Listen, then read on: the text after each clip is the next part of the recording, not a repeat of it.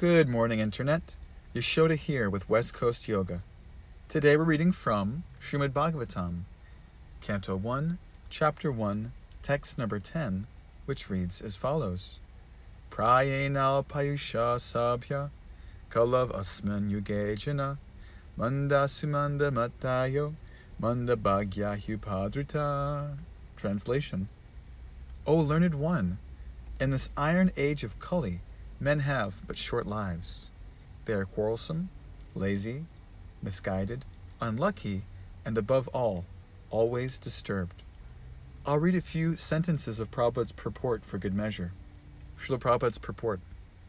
The devotees of the Lord are always anxious for the spiritual advancement of the general public.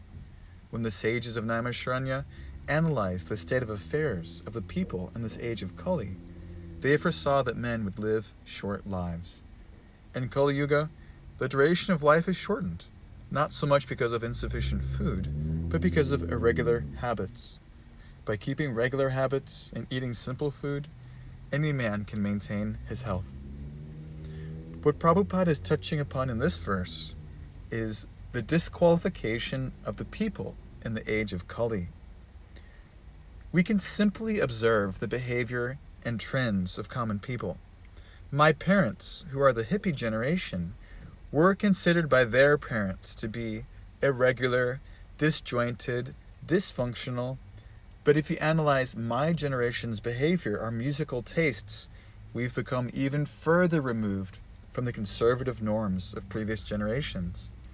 This concern was expressed by Arjuna in chapter 1 of Bhagavad Gita. Arjuna said that if he kills his guru, if that generation leaves the planet and perishes, the system of education will be compromised. If the system of education is compromised, women will not be protected, and they'll produce unwanted children. These children will not perform the Pinda sacrifice that promotes their ancestors from the hellish planets. In this way, all three generations become compromised, and this produces a hellish condition both in this life and the next. Now, Arjuna's concerns actually came to pass. He was engaged in defending the princesses of Krishna. After Krishna left the planet, Arjuna was engaged in defending the princesses, and he was actually defeated in battle. And so all these horrible symptoms of Kali became apparent.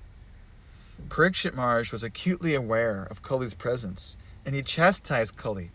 He sent him to 4 different places, sinful places, wherever there is meat eating, intoxication, like this, too much wealth accumulation, lying. And from that day forward, the symptoms of Kali have been increasing day by day. However, the devotees of the Lord are not afraid, because we have many advantages.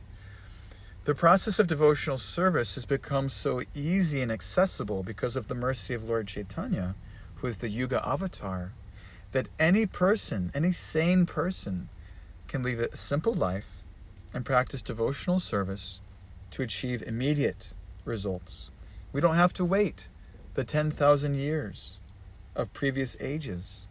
We don't have to perform the formalities of sacrifice, austerity, study. We're not equipped for such activities. We have this wonderful literature, the Mahabharata, which has captured so many essential histories, and it's presented for fallen members like ourselves. So in this way, Krishna consciousness has become extremely accessible, and every generation, our job is to make it more and more accessible for the people in general. Not to change the process, but to present it in new language and with new techniques. Srila Prabhupada's spiritual master, Srila Bhaktisiddhanta, built a road in Mayapur to receive the king.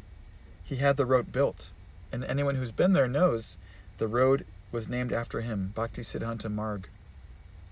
He also introduced wearing Western clothing, driving in automobiles, using marionettes, explaining through science, sending disciples to the West.